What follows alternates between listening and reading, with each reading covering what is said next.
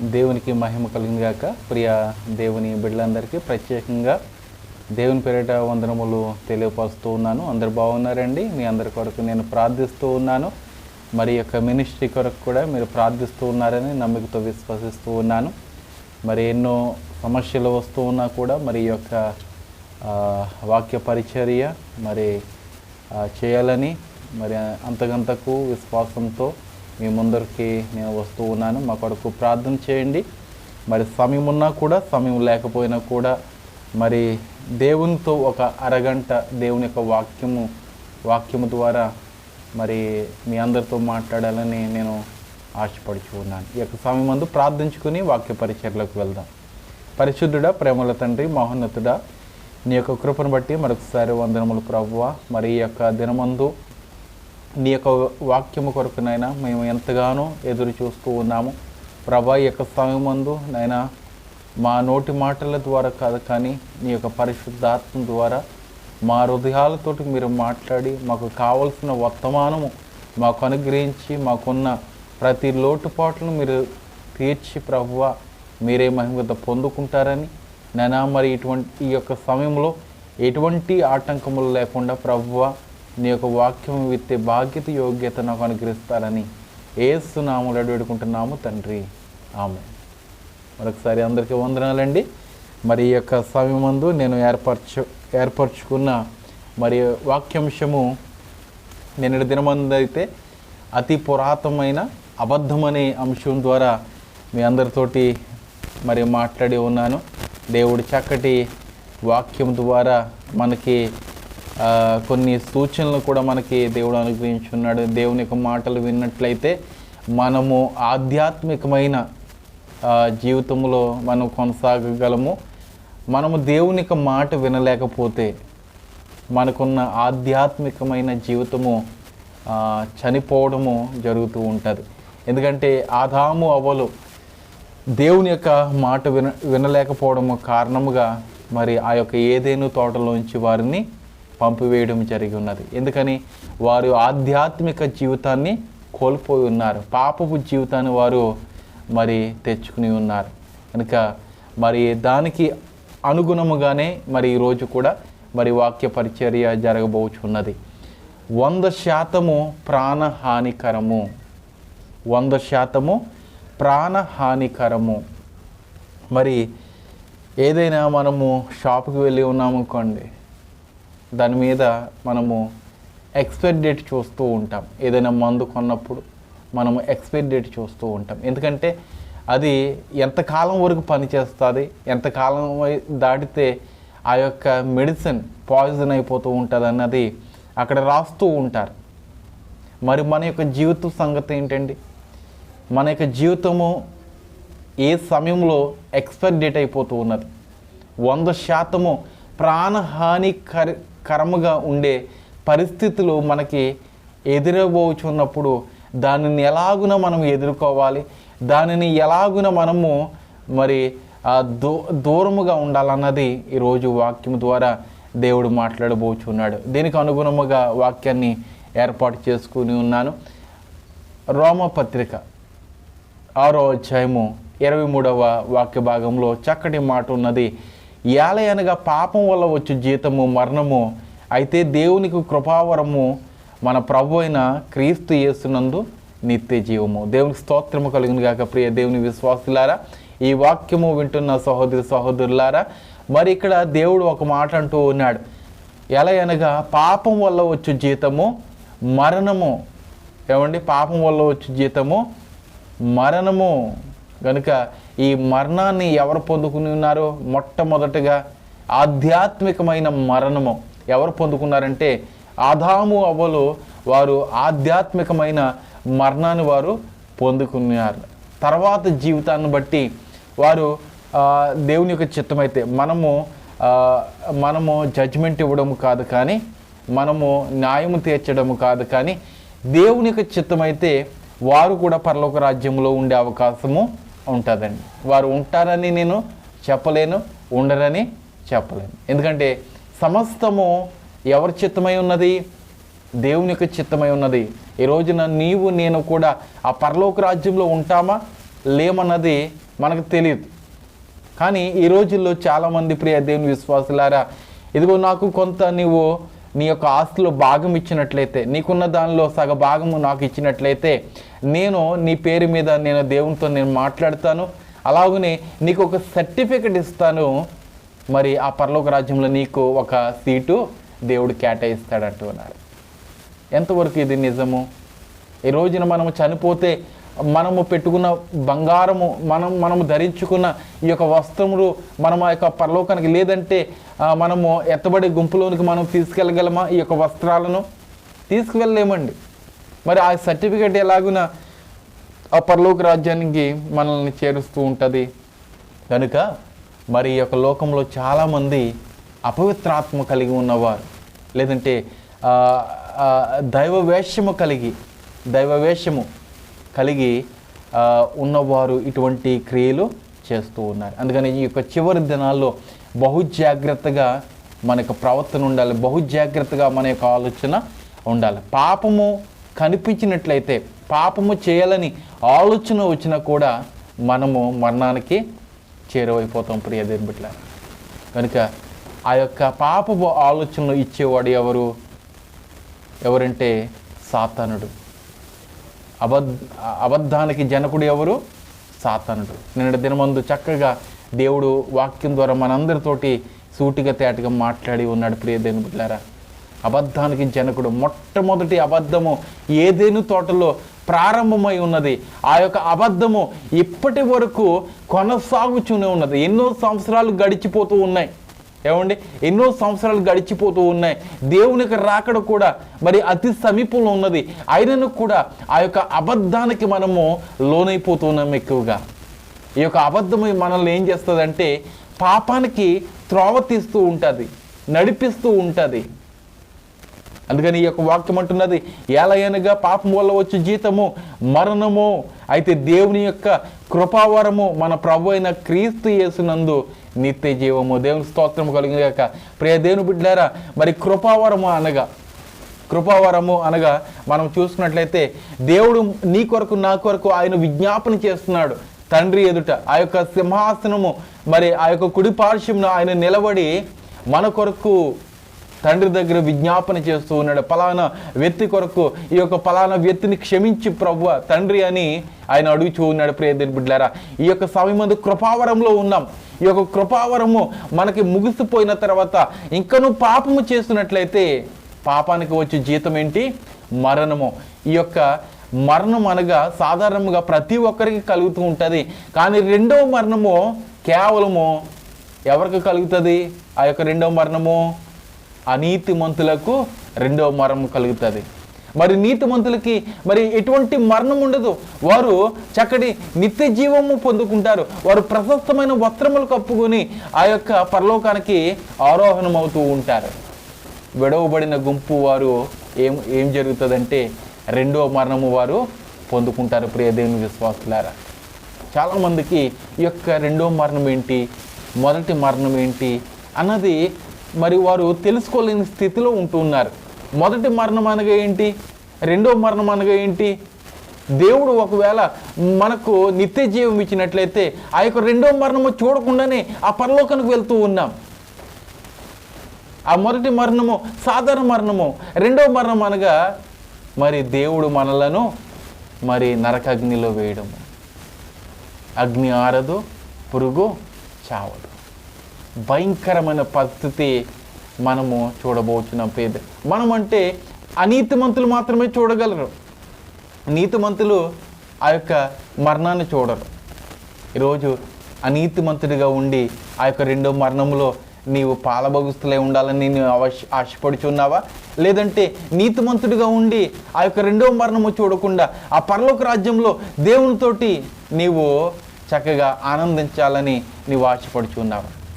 సమస్తము దేవుడు నీ చేతులకు అప్పచెప్పి ఉన్నాడు. ప్రియ దేవుని బిడ్డలారా, ఆ యొక్క ఆదాము అవ్వలతో అంటూ ఉన్నాడు, ఇదిగో ఈ యొక్క లోకాన్ని మీరు నింపండి, ఈ యొక్క లోకాన్ని స్వాధీనము చేసుకోండి. కానీ ఈరోజు ఈ యొక్క లోకము మనల్ని ఏం చేస్తున్నది? మనల్ని స్వాధీనం చేసుకుంటుందండి. దేవుడు ఏం చెప్పాడు? ఈ యొక్క లోకాన్ని స్వాధీనం చేసుకోండి. స్వతంత్రులుగా ఉండండి అని దేవుడు చెప్తే ఈ యొక్క లోకము మనల్ని ఏం చేస్తున్నది? స్వాధీనం చేసుకుంటూ ఉన్నది. లోకం చేతిలోనికి వెళ్ళిపోతున్నాం. దేవుని యొక్క చేతిలోంచి తప్పించుకుని లోకపు చేతిలోనికి వెళ్ళిపోతున్నాం. ప్రియ దేవుని బిడ్డలారా, ఇటువంటి వారందరూ ఏమండి పాపం వల్ల వచ్చే జీతము మరణము, ఆ మరణాన్ని పొందుకుంటూ ఉన్నారు. అయితే మరి ఇంకా మనం చూసినట్లయితే ఈ యొక్క పాపం వల్ల మరి ఎన్నో ఒక రోజు ఒక నైట్కి ఒక రాత్రిలో 26,000 మంది చనిపోతున్నారంటండి. 26,000 మంది నిద్రలోనే చనిపోతూ ఉన్నారు. అలాగనే కొన్ని రోగాల ద్వారా, కొన్ని ఇక్కట్ల ద్వారా, ప్రమాదముల ద్వారా కొన్ని లక్షల మంది సంవత్సరానికి చనిపోతూ ఉన్నారు. దేవుని తెలుసుకోకుండానే వారు మరణమైపోతున్నారు. ప్రియ దేవుని బిడ్డలారా, ఈ రోజున దేవుడు నీకు నాకు అవకాశం ఇచ్చాడు, ఈ యొక్క సమయం ఇచ్చి ఉన్నాడు కనుక దేవుని యొక్క వాక్యం వింటున్నప్పుడు మనం ఏం చేయాలి? మన యొక్క మనసును మార్చుకుని దేవుని వైపు మనము త్రిప్పుకోవాలి. ఎవడైతే నా వైపు వాడి యొక్క మనసును త్రిప్పుకుంటాడో వానికి నిత్య జీవం ఇస్తానని ఆయన వాగ్దానం ఇస్తున్నాడు లేఖనాల ద్వారా. మన యొక్క మనసును మనం త్రిప్పుకుందామా?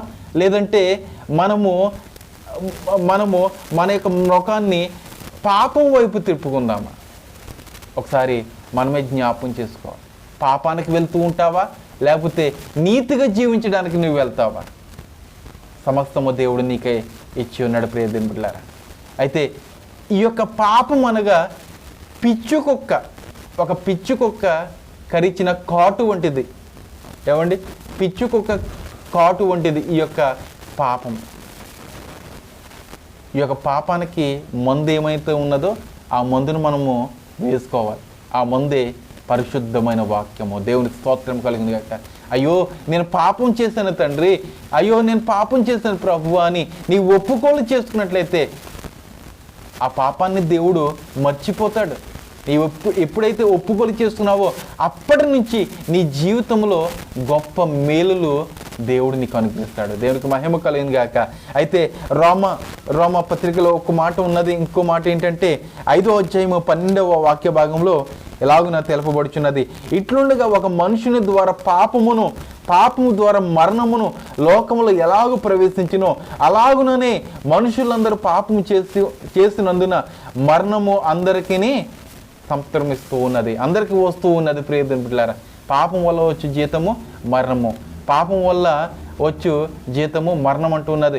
ఆ పాపం ఎప్పుడైతే పరిపక్వము చెందుతున్నది మన యొక్క జీవితంలో, మన యొక్క జీవితం కూడా ఏమైపోతున్నది, మన యొక్క కాలగమనం కూడా ఏమైపోతున్నది, అలాగే మన యొక్క వయసు కూడా ఏమైపోతున్నది, తరిగిపోతున్నది. ప్రియ దేవుని బిడ్డలారా, మరి ఆది కాండంలోంచి మనం చూసుకున్నట్లయితే 900 సంవత్సరాలు బ్రతికారు, 800 సంవత్సరాలు బ్రతికారు, 700 సంవత్సరాలు బ్రతికారు. అలాగున మరి ఆ యొక్క కాలగమనం తగ్గుతూనే వచ్చి ఉన్నది. ఎందుకంటే పాపము పరిపక్వమైపోతూ ఉన్నది. పరిపక్వం అనగా ఏంటండి? ఈ పాపము లోకమంతటిని చుట్టేస్తున్నది, మనుషులందరినీ చుట్టేస్తున్నది. ఎక్కువగా దేవుని యొక్క వాక్యము వెళ్ళటం లేదు, కానీ పాపం వెళ్ళిపోతున్నదండి ఈ యొక్క లోకంలో ఎక్కువగా. కనుక ప్రియ దేవుని విశ్వాసులారా, మనకు పాపము అంటాలని దేవుడు మనలను ఈ యొక్క భూమి మీద పెట్టలేదు. మనము నీతిగా ఉండాలని, యథార్థవంతులుగా ఉండాలని, యోబు లాంటి జీవితము కలిగి ఉండాలని ఆయన ఈ భూమి మీద మనలను సృజించాడు. నేల మట్టితోటి నరుణ్ణి చేస్తున్నాడు. నాసికంద్రంలో ఆయన యొక్క జీవాయువు ఊది ఉన్నాడు. ఎందుకండి? జంతువులను పిలిచినట్లుగా ఇదిగో ఓ మానవుడా లెమ్ము భూమిలోంచి అంటే లేవలేడా మానవుడు? లేవగలడు. కానీ దేవుడు మానవుని ఎంతగానో ప్రేమించాడు. ఆ మానవుడి ద్వారా మరి ఆయన ఘనపరుచుకోవాలని ఆశపడి ఉన్నాడు. కానీ ఈ రోజున మానవుడు దేవుని ఏం చేస్తూ ఉన్నాడు? దూరం పెట్టుతూ ఉన్నాడు. ఒకవేళ ఆ దేవుడే ఈ మానవుడు ఇలాగున చేయాలని రోబోల వలె చేసినట్లయితే మనం చేయలేమా? కానీ మనలను అంతటి అదుపులో దేవుడు పెట్టలేదు. మనల్ని ఏం చేశాడంటే విశాలముగా వదిలేశాడండి. విశాలముగా బలవంతపు ఆరాధన చేయమంటలేదు. నీవు దేవుని నమ్ముకుని హృదయపూర్వకంగా, నోటితో కాదండి, హృదయపూర్వకంగా దేవుని ఆరాధిస్తేనే దేవుడు నిన్ను అంగీకరిస్తాడు. ఈరోజు పెదాలతో ఆరాధిస్తున్నారు కానీ హృదయంతో ఆరాధన చేయట్లేదు. దేహాలతోటి దేవుని ఆలయానికి వస్తున్నారు కానీ ఏమండి మంచి మనసుతోటి రావటం లేదు. దేవుని యొక్క ఆలయంలో ఉన్నా కూడా పాపపు ఆలోచనలే, దేవుని యొక్క ఆలయంలో ఉన్నా కూడా బయట ఆలోచనలే, ఏమి జరుగుతున్నదో ఆ యొక్క సందర్భంలో ఆ యొక్క స్థలంలో అని ఆలోచనే. కానీ దేవుని యొక్క మందిరంలో కేవలము నీ యొక్క శరీరం ఉంటున్నదంతే, నీ యొక్క ఆత్మ వేరొక చోటనుంటున్నది. అందుకని ప్రియ దేవుని బిడ్డలారా, మనుషులందరూ పాపం చేయడం ద్వారా మరణము అందరూ పొందుకుంటూ ఉన్నారు. కానీ రెండో మరణము పొందుకోలేని వారు ఎవరంటే నీతిమంతులు మాత్రమే. ఆ నీతిమంతుల యొక్క గుంపులో నీవు నేను ఉండాలని నీవు ఈ యొక్క క్షణము నుంచే ప్రార్థన చేయాలి. ఏమండి, ప్రార్థన ద్వారా కదా మనము ఆయనను చేరుకునేది. ప్రార్థన మనలను దేవుణ్ణి కలుపుచున్నది, మన మధ్య ఉన్న ఆ యొక్క అడ్డు కూడా తొలగించుచున్నది. ప్రియ దేవుని సంగమ, పాపం ఈ యొక్క ప్రార్థన అంటే ఏదో అనుకుంటున్నారు. ఏమండి, ఒక మనుషుడు ఒక రోజువారీ ప్రార్థన ఎంత ప్రార్థన చేయాలి? దశమ భాగముగా మనం చూసినట్లయితే ఎంత ప్రార్థన చేయాలి? ఏమండి, 10 గంటలు ఉంటే ఆ 10 గంటల్లో ఎంత సమయము ప్రార్థన చేయాలి? 100 గంటలు ఉంటే ఎంత సమయం ప్రార్థన చేయాలి? మనకి 24 గంటలు, 24 గంటల్లో 10% ఎంతనగా అంత ప్రార్థన చేయాలి. ఒక 5 నిమిషాలు కూడా మనం ప్రార్థన చేయటం లేదండి. ఒక నిమిషము కూడా మనం ప్రార్థన చేయట్లేదు. ప్రార్థన చేసుకోకుండానే మన యొక్క కార్యకలాపములను మనము చేసుకుంటూ ఉన్నాం. అయ్యా నేను ప్రార్థన చేస్తున్నానయ్యా, ఎప్పుడు? తింటున్నప్పుడు ప్రార్థన చేస్తూ ఉన్నాం, పడుకుంటున్నప్పుడు ప్రార్థన లేదు, లేస్తున్నప్పుడు ప్రార్థన లేదు. ఇలాగ మన యొక్క జీవితాలు ఉంటున్నాయి. కేవలము తిండి కొరకు మాత్రమే ప్రార్థన చేస్తున్నాం. ప్రియదేవుని బిడ్డలారా, ప్రార్థన ద్వారా, ప్రార్థననే ఆ యొక్క ప్రార్థననే ఆయుధం ద్వారా మనం ఉన్నట్లయితే రోజువారీలో ఎటువంటి పాపం మనం చూడము, ఎటువంటి పాపపు క్రియలు ఆలోచన మనం చేయము, పాపపు మాటలు మనం వినము. ఈరోజు పాపం మాటలు వింటూ ఉన్నాం, పాపపు మాటలు మాట్లాడుతూ ఉన్నాం, పాపపు ఆ యొక్క చూపు చూస్తూ ఉన్నాము. కాబట్టే మరణాన్ని మనం పొందుకుంటున్నాం. ప్రియ దేవుని విశ్వాసులారా, మొదటి కొరింథీయులకు రాసిన పత్రిక ఒకసారి మనం పరిశీలన చేసినట్లయితే 15వ అధ్యాయం 22వ వాక్య భాగంలో ఒక మాట ఇక్కడ కనబడుచు ఉన్నది. 22వ వాక్య భాగం ఒకసారి మనము పరిశీలన చేద్దాం. ఆదామునందు అందరూ ఎలాగో మృతి పొందుచున్నారో అలాగుననే క్రీస్తునందు అందరూ బ్రతికింపబడుదురు. దేవుని స్తోత్రం కలిగింది గాక. ఇది మన యొక్క మనసుకు కొంత ఊరట కలిగించే మాట కదండి, ఊరట కలిగించే మాట. ఒక వ్యక్తి ఊపిలో పడిపోయినప్పుడు ఏమండి, అటుగా వెళ్తున్న ఒక వ్యక్తి చూసి ఒక కర్రో లేకపోతే ఒక తాడో వేస్తే అతని యొక్క మనసు ఎలా ఉంటుంది? బ్రతికిపోయాను లేరా బాబా, దేవుళ్ళలాగా ఇతను వచ్చాడు అని మనకు అనిపిస్తూ ఉంటారు. అయితే ఇక్కడ అంటున్న మాట ఏంటంటే, ఆదాము వల్ల మనము అందరము పాపం చేస్తున్నాము, అలాగనే మనము మరణం పొందుకున్నాం. కానీ క్రీస్తు యేసునందు మనం బ్రతికి ఉన్నాము. దేవునికి స్తోత్రం కలిగింది కాక. దేవుని నమ్ముకుంటేనే సరిపోతుందా? ఏమండి, బాప్తిసము తీసుకుంటేనే సరిపోతుందా? నేను క్రైస్తవునిలే కానీ క్రైస్తవ జీవితము లేదు. ఒక అతను నేను క్రైస్తవునండి అంటూ ఉన్నాడు.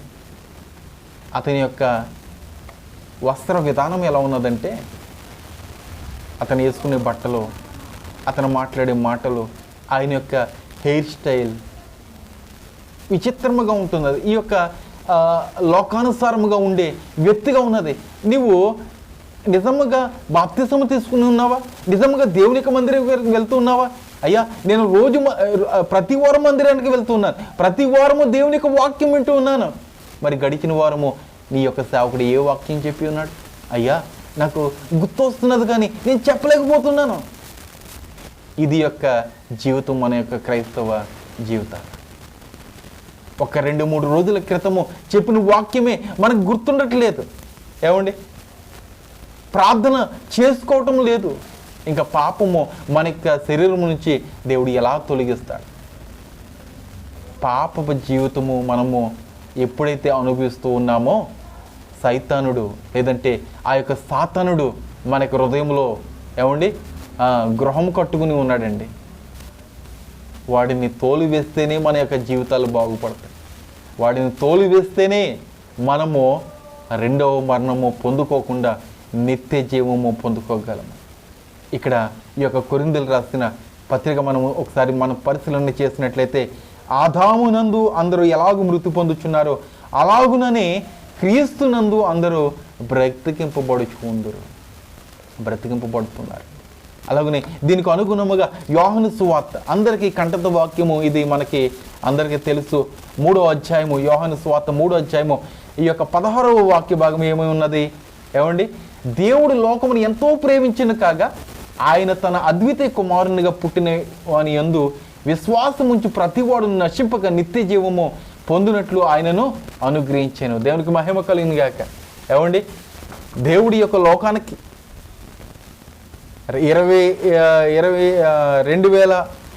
2000 సంవత్సరముల క్రితము దేవుడు తన యొక్క అద్వితీయ కుమారుని యొక్క లోకానికి పంపించి ఉన్నాడు. ప్రియ దేవుని విశ్వాసులారా, ఎందుకంటే నిన్ను నన్ను ప్రేమించున్నాడు. బలి అర్పణ లేవు ఇంకా. ఆ యొక్క ఒక గొర్రెని తీసుకువెళ్ళి బలి అర్పించాలని ఒక ఉద్దేశము లేదు ఇంకా. నీవు ఈ యొక్క భాగము నీవు అర్పించాలి దేవునికి మందిరానికి అన్న ఉద్దేశం లేదు ఇంకా. ఏకైక ఉద్దేశం ఏంటంటే, నా కుమారుణ్ణి ఆ యొక్క లోకానికి పంపిస్తాను. ఆ లోకానికి పంపించిన తర్వాత ఆయన పొందిన బాధను బట్టి, ఆయన కార్చిన రక్తాన్ని బట్టి ప్రతి ఒక్కరూ వారి యొక్క పాపములను కడిగి వేసుకుంటారని తండ్రి యొక్క ఆలోచన. కానీ మన యొక్క ఆలోచన ఏంటంటే ప్రియ దేవుని విశ్వాసులు, ఈ రోజున మనము ఆ యొక్క కుమారుని యొక్క రక్తాన్ని చూసైనా, ఆయన కార్చిన రక్తాన్ని బట్టి మనకి ఎటువంటి మార్పు అయినా ఉన్నదా?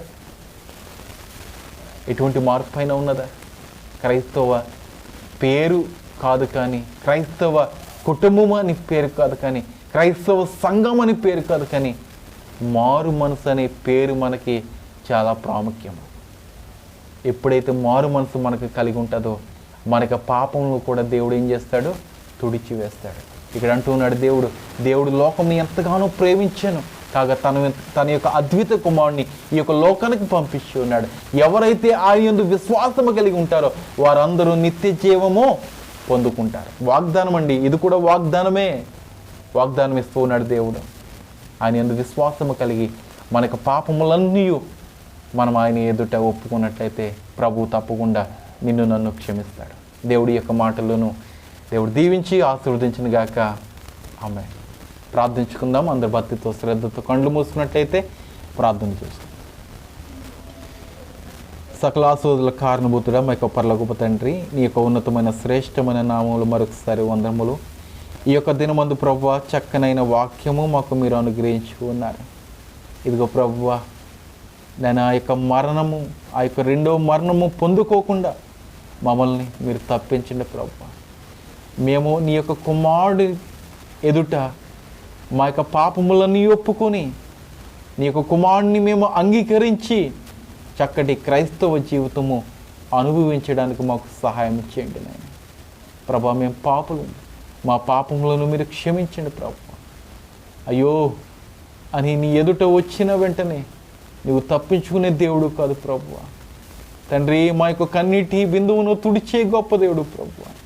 మా పాపములను చూసి ఎంతగానో మీరు రోధిస్తూ ఉన్నారయ్యా ప్రభా. ఇక మీదట ఎటువంటి పాపపు జీవితాన్ని మేము అనుభవించకుండా చక్కటి నిత్య జీవము పొందుకునే బాధ్యత, యోగ్యత మాకు అనుగ్రహించండి నాయన. నీ చిత్తమైతే నీ యొక్క రెండో రాకడు నైనా ఎత్తబడే గుంపులో మేమందరం ఉండటానికి మీరు సహాయం చేస్తున్నాడు ఇచ్చి ఉన్నాను. ఇదిగో ప్రభువా, ఎవడైతేనైనా ప్రభువా వాని యొక్క పాపములు ఒప్పుకుంటాడో మొదటి పాపములను నీవు జ్ఞాపము చేసుకోవని వాగ్దానం ఇస్తూ ఉన్నావు. ఇదిగో ప్రభువా, అవునయ్యా, నీవెంతో జాలి గల గొప్ప దేవుడు ప్రభువా. ఎంతో దయగలిగిన గొప్ప దేవుడు ప్రభువా, కనికరము కలిగిన దేవుడు ప్రభువా.